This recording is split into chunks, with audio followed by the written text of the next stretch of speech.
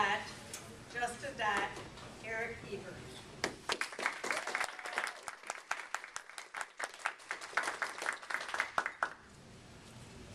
In 2004, the Hubble telescope focused on a small, unremarkable part of the sky, about the size of a pinhead held out at arm's length. What do you think it saw? Empty space? Stars? Or an endless sea of galaxies, as far as modern instruments can take us? Galaxies that, from within, look like this, our very own Milky Way.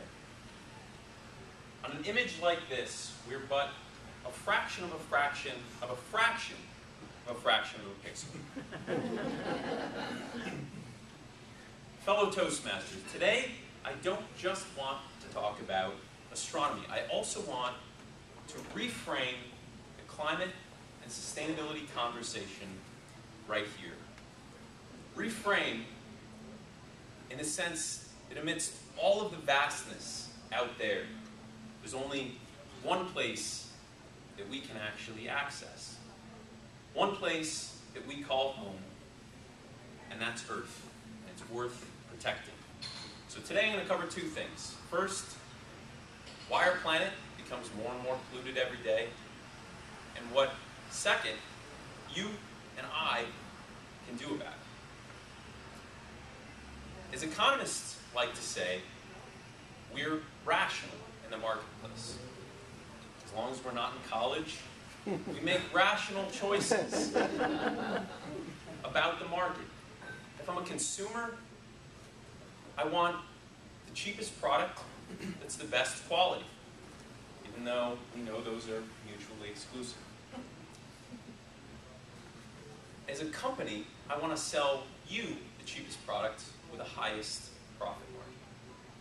But where does the environment factor into this calculus? It doesn't. It's always cheaper to pollute.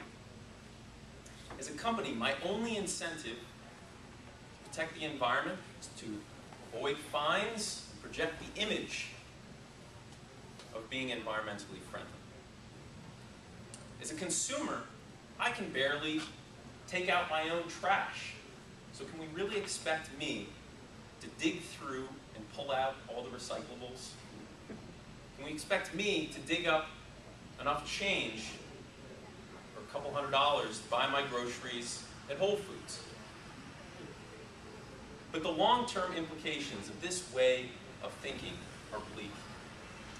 Garrett Hardin proposed an economic system he called the tragedy of the commons. In it, each person acting under our own self-rational interest slowly deplete natural resources that we all depend on. And eventually, not right away, but eventually, it gets back and it hurts us.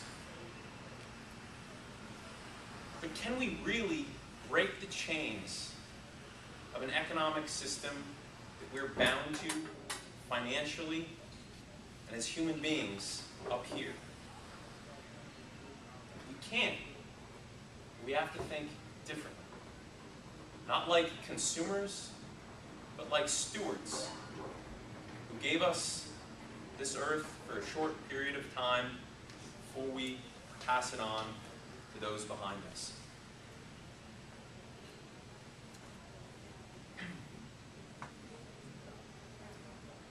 A growing body of evidence shows that happiness comes from products, yes, but for short periods of time. And then it fades away, and we need more, and more. And the cycle repeats. And the one thing that gives us lasting happiness, personal connections, relationships, and long-term goals. And we can get that same fulfillment by caring for the earth as we would our own child. You see it all around. It's the guy driving a Prius, or in Michigan, a Ford Fusion Hybrid next to you.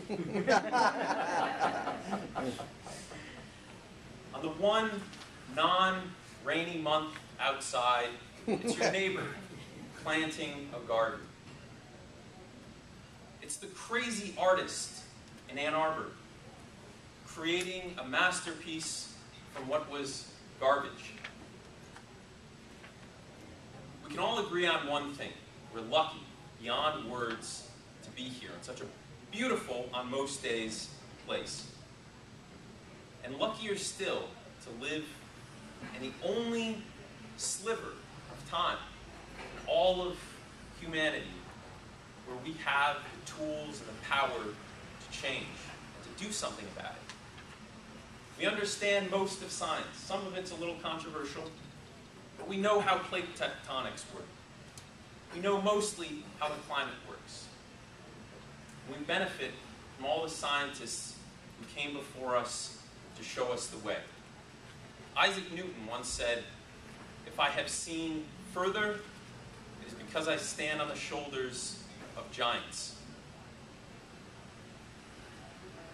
In 1990, after traveling for 20 years, the Voyager spacecraft, traveling 40,000 miles an hour off this Earth, out into space, finally made it to Saturn. 20 years. And as it did so, it briefly turned its cameras back toward Earth and took what I would argue is the most humbling image ever taken.